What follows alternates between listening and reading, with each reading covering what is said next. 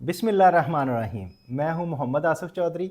हमारी जो financial management के लेक्चर्स की सीरीज चल रही है उसमें आज हम चैप्टर नंबर 4 की बात करेंगे। तो चैप्टर नंबर 4 जो है the valuation of a long term securities.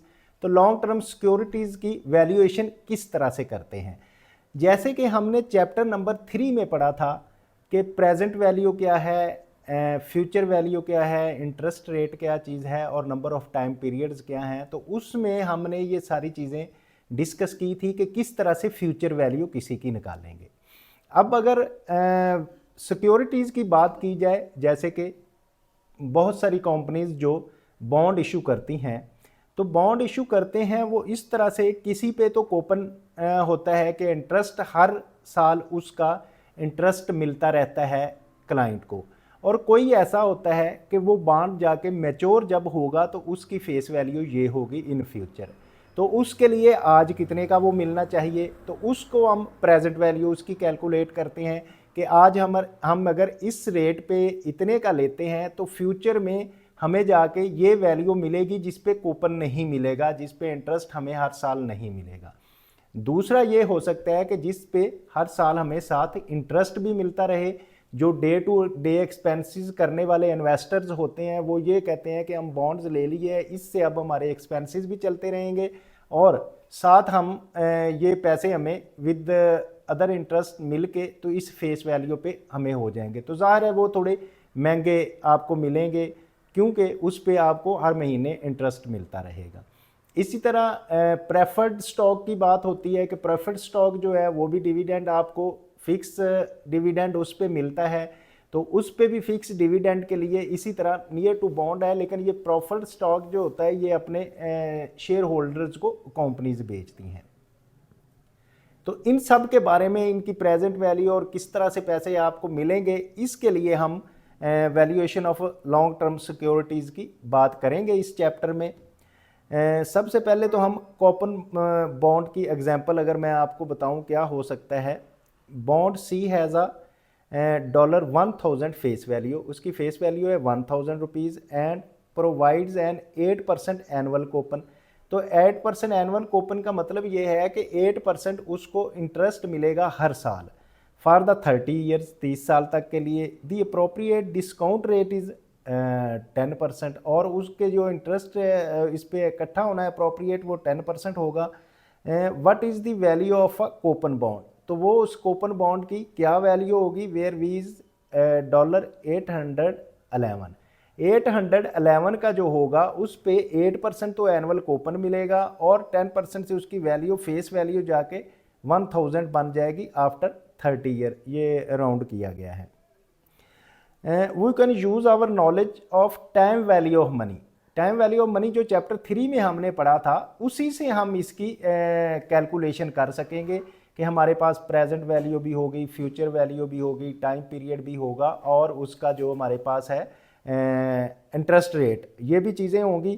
तो इस तरह से इसको हम यूज़ करके the value of bond has been shown to be present value of the coupon payment and annuity and future mature value इसमें आएगा। तो ये फार्मूला इसका जो पहले जिक्र किया था उसी में भी, तो इसको अगर हम ये एक्सेल का जो हमने फार्मूला एक डेवलप किया होगा उसमें मसलन रेट की हम बात करते हैं कि 10% रिक्वायर्ड रिटर्न है, इसका ईयरली जो रिटर्न है वो 10% है, जो नंबर ऑफ पीरियड्स हैं वो 30 हैं, और जो हमें $80 रिसीव्ड पर ईयर पॉजिटिव, ये जो इसका कूपन रेट है। कूपन रेट ये है कि जितना 1000 पे 10% हमें इसका एनुअल रिसीव आएगा, जो हमें पैसे हम रिसीव करेंगे। तो अज्यूम्ड फेस वैल्यू जो है वो 1000 है, तो ऑर्डिनरी इन्विटी 0 है इसमें, तो बॉन्ड की जो वैल्यू निकलेगी वो 811.46 जो होगी, जो इसमें प्रेजेंट वैल्यू निकाली जाएगी इसमें से। तो ये इस तरह से हम ये जो 1000 है फ्यूचर वैल्यू होगी। This amount is negative as assumes the investor will purchase the bond for that moment. तो इन्वेस्टर ने क्योंकि बॉन्ड खरीदना है तो उससे पैसे जा रहे होते हैं, इसलिए नेगेटिव वैल्यू इसको कंसिडर करेंगे। तो student should notice that the valuation is exactly the same as the accurate method for solve can the solve in one step of Excel uses present value का इस तरह से इसको मल्टीप्लाई होगा 0.13 से तो उसकी वैल्यू निकल आएगी। तो ये हमें अंदाज़ा हो गया कि वो इस फार्मूले से ही हम ये फार्मूला जो एक्सेल का है उससे बॉन्ड्स वैल्यू मेजर कर सकते हैं। अब बात करते हैं हम ज़ीरो कूपन बॉन्ड की। तो ज़ीरो कूपन बॉन्ड ऐसा है कि जिसमें आपको इंटरेस्ट नहीं मिलेगा, पर ईयर इंटरेस्ट उसमें आपको नहीं मिलेगा, लेकिन उससे ये होगा कि आपकी जो कम वैल्यू पे वो आपको बॉन्ड मिल जाएगा, बहुत कम वैल्यू पे, जो आपकी फेस वैल्यू सपोज 1000 है। पहले तो हमें 811 पे मिला है, लेकिन उसमें यह है कि हमें हर साल इंटरेस्ट भी मिल रहा था। अब हम अगर इसको कैलकुलेट इस तरह से करें कि बॉन्ड जी जो है उसकी फेस वैल्यू है 1000, तो हमें जब मेच्योर होना है और फ्यूचर में जब मिलना है तो 1000 का मिलना है वैल्यू। इसके टाइम पीरियड 30 ईयर है। दी अप्रोप्रिएट डिस्काउंट रेट जो है वो 10% है। What is the value of the zero coupon bond, के जिस पे ज़ीरो कूपन होगा बिल्कुल इंटरेस्ट नहीं मिलेगा, तो उसकी वैल्यू आएगी 57 रुपीज़। राउंडेड आंसर है कि 57 रुपीज़ का आप लेंगे, 30 साल तक आपको इस पे इंटरेस्ट मिलता रहेगा, तो फेस वैल्यू 1000 इसकी हो जाएगी। ये भी हम उसी तरह ही इसकी कैलकुलेट करेंगे। This is the same type of problem one against except there is a no annuity cash flow, कि इसमें एन्युटी कैश फ्लो नहीं है, जो 80 रुपीज़ उसको मिल रहे थे वो नहीं अब मिलेंगे। It is simply a straight line present value type problem finding the present value of the maturity value. तो इसमें हमने प्रेजेंट वैल्यू उसकी फाइंड करनी होती है किस पे मेच्योर जाके, वो हमें अवेलेबल है कि 1000 है मेच्योरिटी वैल्यू उसकी। We can place a value of $0 in the payment cell. Refers जो फार्मूला ये हमारा है और बॉन्ड वैल्यूएशन के लिए यूज़ होता है, तो इसको अगर हम कैलकुलेशन करके देखेंगे तो ये आ जाएगा हमारे पास। जब ज़ीरो कूपन वैल्यू होगी तो इधर अब हमें रिसीव्ड पर ईयर जो पॉजिटिव हमने रिसीव करना था वो ज़ीरो हो गया, अब कूपन हमें नहीं मिल रहा। तो रेट हमारा 10% ही है, required return rate per year 10% है, नंबर ऑफ ईयर जो 30 ईयर्स हैं, और जो फेस वैल्यू है वो 1000 है। Assume face an amount of 1000 face value जो होगी तो उसको हमने लेना है, तो 30 साल के लिए कितनी हम करेंगे बॉन्ड्स वैल्यू टुडे, तो आज उसकी कितनी वैल्यू होगी जिसको हम परचेज करें और हमें 10% 30 साल तक उस पर इंटरेस्ट रेट मिले, तो क्या उसकी वैल्यू होगी कि ये 1000 हमारा आफ्टर 3 ईयर होगा 30 ईयर होगा, तो वो वैल्यू होगी $57.31। तो ये मतलब 57 का खरीदेंगे तो हमारे 30 साल बाद 1000 वो बॉन्ड मैच्योर होगा। This amount is a negative as assume that investor will purchase the bond, क्योंकि परचेज कर रहे हैं तो इसलिए नेगेटिव वैल्यू ये है। Student should notice that the valuation is again exactly the same and accurate method जो है वो हमारा जिस पे हम कर रहे हैं।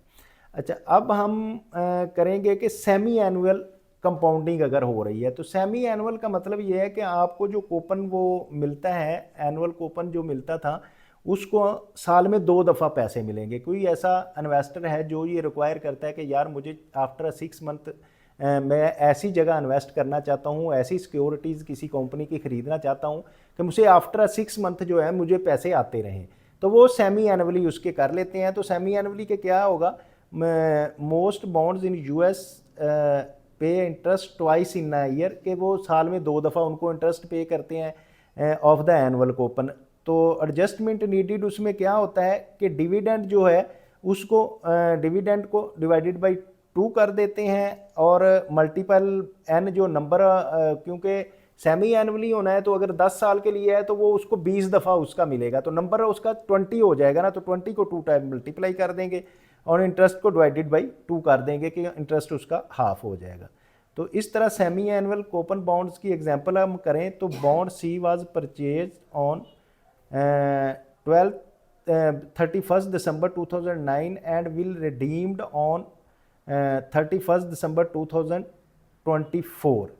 This is identical for 15 year के लिए उसको लिया है। We will discuss from bond सी।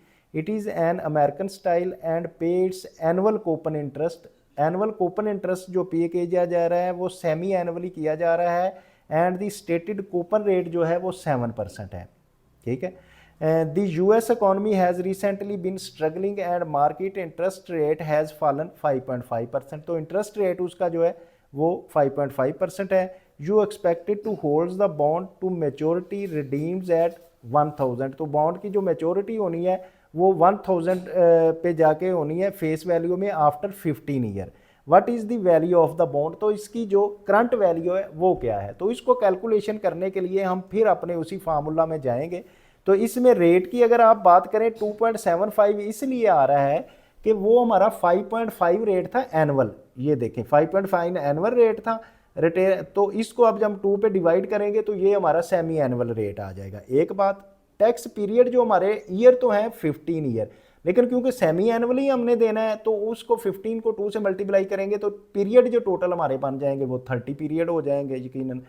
तो 7% is the $70 per year and 35 पर सेमी एनुअल, क्योंकि हमें 7% पे कूपन मिल रहा है, तो कूपन 1000 का 7% जो होता है वो 70 रुपये होगा।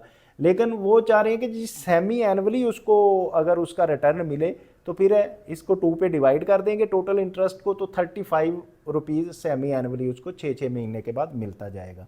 तो इसकी फ्यूचर वैल्यू तो हमें पता है। तो अब करंट वैल्यू इसकी जब हमने निकाली तो वो क्या आ गई 1151.87। अब आप इसमें थोड़े सरप्राइज होंगे कि पहले तो हम जो बॉन्ड्स ले रहे थे तो वो बॉन्ड्स हमें फेस वैल्यू से कम पे मिल रहे थे, लेकिन इसकी अगर फ्यूचर वैल्यू 1000 है आफ्टर 15 ईयर, लेकिन ये मिल हमें महंगा रहा है। वजह क्या है भाई, इसकी वजह यह है कि आपको कूपन प्राइस मिल रही है कि उस पर सेमी एनुअली 35 रुपीज़ भी साथ मिल रहे हैं, इसलिए इसमें मार्केट की वैल्यू ज़्यादा है, और मार्केट की वैल्यू ज़्यादा होने की वजह से ये आपको इतने में मिलेगा। तो ये प्रेजेंट वैल्यू होगी, तो फिर आप इस तरह से ले सकेंगे। तो वही नेगेटिव अमाउंट और इसको एडजस्टमेंट का वही फार्मूला हम लगाएंगे, तो फार्मूले से इसकी पोजीशन सेमी एनुअली कूपन की निकल आएगी। अब आ जाते हैं हम प्रेफर्ड स्टॉक। प्रेफर्ड स्टॉक क्या है और उसको किस तरह से डील करते हैं। तो अगर जो प्रेफर्ड स्टॉक है उसके एन 8% ऑफ $1000 पर वैल्यू इशूड आउटस्टैंडिंग के प्रेफर्ड स्टॉक जो $100 पे 8% इशू किया गया है, the appropriate discount rate is 10% और उसका डिस्काउंट रेट 10% है। What is the value of preferred stock, तो उसकी वैल्यू जो है 80 रुपीज़ आएगी। अब अगर मैं आपको प्रेफर्ड स्टॉक की बात करूं तो वो ये है कि जो स्टॉक अपने शेयर होल्डर्स को कंपनी देती है, लेकिन ये लाइक बॉन्ड्स के करीब इसलिए होता है कि जब कंपनी को रिसोर्सेज हैं तो अपने शेयर होल्डर्स को वो बेच देते हैं बॉन्ड्स, उसको कहते तो प्रेफर्ड स्टॉक है, लेकिन लाइक अ बॉन्ड ये होता है कि उस पे एक तो फिक्स डिविडेंड भी देते हैं। फिक्स डिविडेंड का मतलब यह है कि अगर तो वैसे तो डिविडेंड कंपनी जब ज़्यादा कमाती है तो ज़्यादा डिविडेंड और कम कमाती है तो कम डिविडेंड होता है, तो ये फिक्स क्योंकि डिविडेंड हो जाता है तो इसलिए मैं इसको कंपैरिजन कर रहा हूँ बॉन्ड के साथ, क्योंकि डिविडेंड फिक्स हो जाता है। तो फिर इसकी भी वैल्यूएशन इसी तरह से होती है। हम एक इसकी एग्जांपल देखते हैं कि प्रेफर्ड स्टॉक की क्या एग्जांपल है। अब ये प्रेफर्ड स्टॉक का रेट तो 10% था, एक बात हमारी ये हो गई। अब ये assume the large number of periods अगर हैं तो वो 3 है, और इस पे जो डिविडेंड का रेट है वो 8% है और 100 का है। तो no cash flow as annuity के लिए कैश फ्लो की कोई नहीं, आर्डनरी कोई नहीं है। तो इसमें ये जो बॉन्ड की जो वैल्यू टुडे होगी वो क्या होगी, वो $80 होगी। जो 100 वाला है वो आपको डिस्काउंटेड रेट होके 80 पे मिल रहा होगा, ठीक है। नॉर्मल कैलकुलेशन पे 80 पे आपको डिस्काउंट रेट पे 100 रुपीज़ वाला जो है प्रेफर्ड स्टॉक वो मिलेगा। तो अगर हम करें ग्रोथ फेज मॉडल एग्जांपल्स की बात, तो ग्रोथ फेज मॉडल एग्जांपल क्या है, stock growth phase has an expected growth rate 16% के ग्रोथ रेट अगर बढ़ गया है वो 16% है फॉर द फर्स्ट 3 ईयर 3 साल के लिए, एंड 8% देयर आफ्टर पहले 3 साल के लिए 16% और 8% देयर आफ्टर उसके बाद 8% होगा। Each share of the stock just receive an annual 3.24 dividend, तो उसको डिविडेंड जो आ रहा है 3.24 आ रहा है पर शेयर, एक शेयर का। The appropriate discount rate is 15%। What is the value of the common stock under this scenario, तो इस सिनेरियो में क्या कॉमन स्टॉक की वैल्यू बनेगी। तो इसको उसी तरह हम प्रेजेंट वैल्यू और फ्यूचर वैल्यू और इनके स्टॉक और इसके मुताबिक अपने फार्मूला में डालेंगे कि इनपुट क्या है जी। पहली बात तो है डिविडेंड जो रेट है वो हमें दिया हुआ है 3.24 है, ठीक है। मोस्ट रिसेंट 12 मंथ डिविडेंड जो ये था। अब आ गया growth in the first phase, जो है पहला जो फेज है उसमें 16% थी, rate at which the dividend grow वो 16% थी, और नंबर ऑफ पीरियड इसका कितना था 3 साल के लिए, 3 साल के लिए 16% है। और फिर जो ग्रोथ है वो हो गई है 8%, 8% रेट है विच डिविडेंड ग्रोथ। तो वो लेंथ ऑफ सेकंड फेज कितना है फॉर 6 ईयर के लिए है। Then growth of third phase जो है वो भी 8% है, और विच डिविडेंड ग्रोथ और which grows for the same rate for ever after phase 2, तो वो इनफाइनाइट है, इनफाइनाइट उसको अब 8% ही ग्रोथ रेट रहेगा। पहले 16 था, फिर 8 है और फिर 8 है।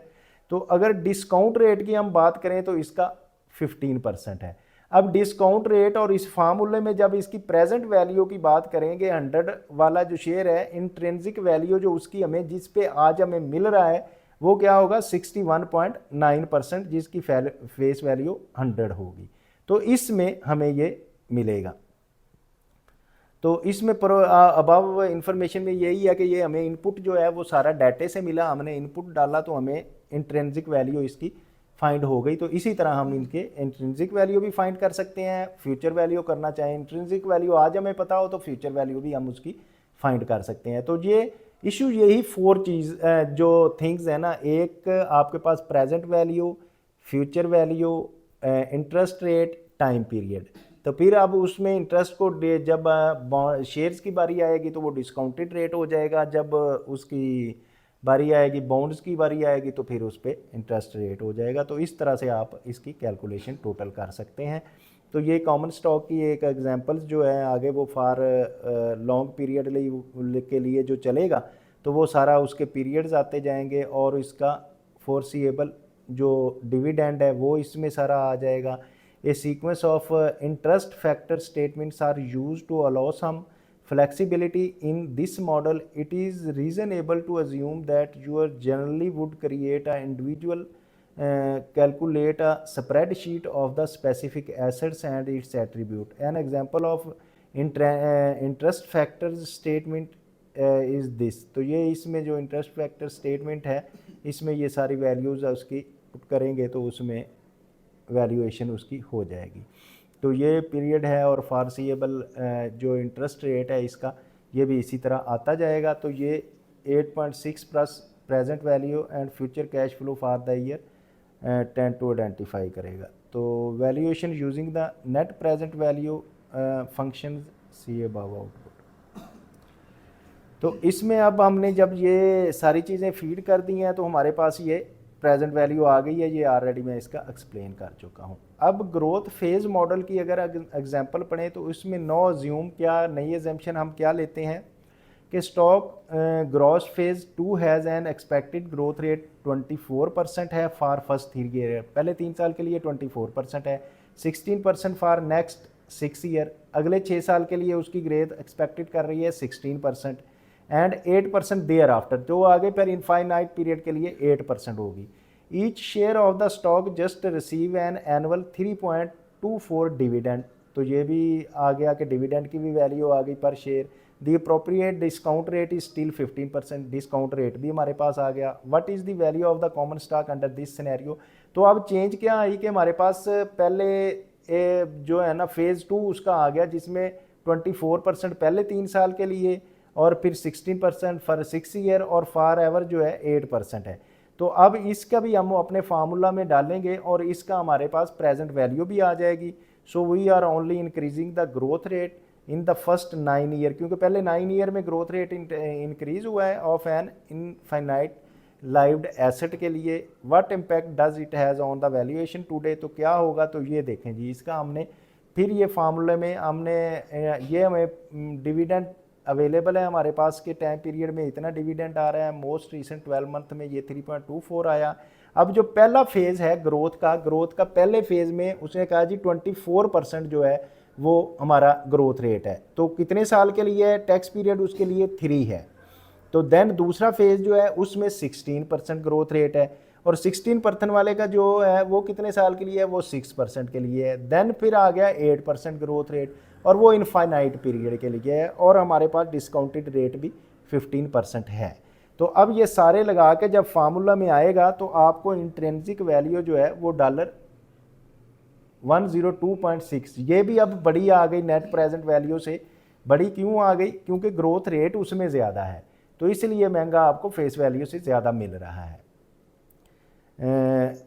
नाउ द स्टॉक जो ग्रोथ फेज 2 है is worth 102 rather than 61 for the growth phase 1, यानी कि पहले ग्रोथ फेज में क्योंकि उसकी ग्रोथ कम थी इसलिए हमें 61 का मिला, लेकिन अब उसको हम 102 का मिला है जो 100 वाला है। That is an astonishing 67.0 increases in the stock price because of your assumes that dividend would grown at the rate that is only 8% higher for only the first 9 month में, तो वो 8% ही हायर उसी में है। No we see why investor listen to closely determine how earning for the firm are growing in not right now। तो ये formula और tab इसका ग्रोथ फेज का भी दिया हुआ है। अब सेकंड एग्जांपल में हम करते हैं ग्रोथ फेज मॉडल एग्जांपल को अगर करें तो नो अज्यूम जो स्टॉक फेज 3 का है, ग्रोथ फेज 3 जो है has an expected growth of 8% for the first 3 year. अब वो 24 थी जो अब कम हो गई है, अब कम हुई तो क्या इस पर देखते हैं रिजल्ट क्या आता है।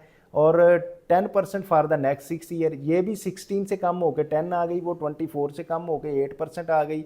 And 12% thereafter share of the stock just receive an annual. अब ये है कि आगे फिर 12% बढ़ गई है, वो पहले 8% सी अब बढ़ के 12% हो गई है जो फार लॉन्ग पीरियड के लिए चलेगी। तो डिविडेंड का भी रेट हमें दिया गया है, अप्रोप्रिएट डिस्काउंट रेट भी दिया गया है 50%। What is the value of common stock under this scenario. तो अब हम कॉमन स्टॉक की वैल्यू ये कैसे इसमें निकालेंगे, वही हमारे पास सारी चीज़ें अवेलेबल हैं। So we are only increasing the growth rate in the first 9 year of the an infinite lived assets. What impact does it has on the valuation today. तो इसका क्या वैल्यूएशन टुडे पे होगा, लो जी ये आ गया। अब क्योंकि ये 24 से पहले फेज़ में 24% से कम होकर 8% पे आया, तो ज़ाहिर है उसकी वैल्यू कुछ कम होनी है जो 3 साल के लिए है। फिर जो है 10% आया है, ये 16% से कम होकर 10% पे आया, तो इसके मुताबिक भी वो फिर वैल्यू कम होगी। लेकिन ये जो फॉर इनफाइनाइट पीरियड के लिए 12% ग्रोथ रेट है, इससे फिर वैल्यू और बढ़ जाएगी। अगर ये 12% ना होता, पिछला 8% ही होता, तो ये हमारी जो इंट्रिंसिक वैल्यू आनी थी ये यकीनन और इससे कम आती। लेकिन क्योंकि पहली दो चीज़ें उसको पिछले के मुताबिक फेज़ 2 के मुकाबले में फेज़ 3 जो है उसको सपोर्ट नहीं कर रहा, कि उसमें उसको ग्रोथ रेट कम आ रही है लेकिन तीसरे फेज़ की ज़्यादा आ रही है, तो इसलिए वो दोबारा उसने अपनी रिवाइव किया है। तो इस तरह से most recent 12 month dividend rate and which divided by growth length that they as growth, ये सारी चीज़ें हमने पहले डिस्कस कर ली हैं। No the stock growth phase जो 3 है is worth of 99.14% rather than the 61.99% GP that 102%, वो उसमें ज़्यादा थी। Yet is the stock is not a high value as GP2 में जो था उसमें, क्योंकि 24% और 16% ग्रोथ रेट थी ना, इसलिए उसमें ज़्यादा हो गया। Even though that for the 10 year to infinity the growth 4% faster than 8 अब क्योंकि फेज़ 3 की जो है 8 से जाके वो हो गई है 12%, तो जिससे ये इफेक्ट इसको हुआ कि इसने मज़ीद कम होने की बजाय थोड़ा सा सर्वाइव किया है। So it is important that the grow fast in the short term as well as the growth long term is the goal of maximization of shareholders wealth। तो इससे मैक्सिमाइज होती है शेयर होल्डर्स की wealth, इसलिए intrinsic value जो उसकी बड़ी होगी और आपको परचेज बड़े में करना पड़ेगा। ये फार्मूला भी ग्रोथ का दिया हुआ है। तो ये थी जी आज हमारा जो पहला चैप्टर था, हमने इस पे कोशिश की है कि आपको valuation of long term securities के बारे में टोटल डिटेल बताई जाए, जिसमें हमने बॉन्ड्स की बात की, कूपन्स की बात की, प्रेफर्ड स्टॉक की बात की और उनमें डिस्काउंट रेट की बात की। तो इससे हमने टाइम वैल्यू ऑफ मनी वाला फार्मूला लगाते हुए इनको रिजॉल्व किया। और हम इस चीज़ पे जो भी इन्वेस्टर है, इन्वेस्टर के लिए ये हेल्पफुल हमने इन्फॉर्मेशन दे दी। तो इससे हमारे लेक्चर से इंशाल्लाह फ़ायदा उठा सकेंगे इन्वेस्टर, इसको समझ के कि किस चीज़ में इन्वेस्ट किया जाए। इससे हमारे फ़ायदा उठा सकेंगे policy makers of the organisations के, किस तरह से कंपनीज़ को फ़ायदा हो सकता है। और तमाम स्टूडेंट्स जो चाहे बीएस कर रहे हैं, एमबीए कर रहे हैं, एमफिल कर रहे हैं और फिनेंस में चार्टर्ड अकाउंटेंट और कॉस्ट एंड मैनेजमेंट अकाउंटेंट्स जो हैं, ये valuation of long term securities का उनको इंशाल्लाह फ़ायदा होगा। और अगर आप चाहते हैं बाकी दोस्त भी जो आप सुन रहे हैं तो इनके अलावा भी लोग इससे बेनिफिट लें, तो आप इसको लाइक करें, शेयर करें और सब्सक्राइब करें। Thank you very much. अगर आपको कोई प्रॉब्लम आ रही है तो आप इसमें कमेंट बॉक्स में कमेंट करें, आपको रिप्लाई दिया जाएगा। सलाम।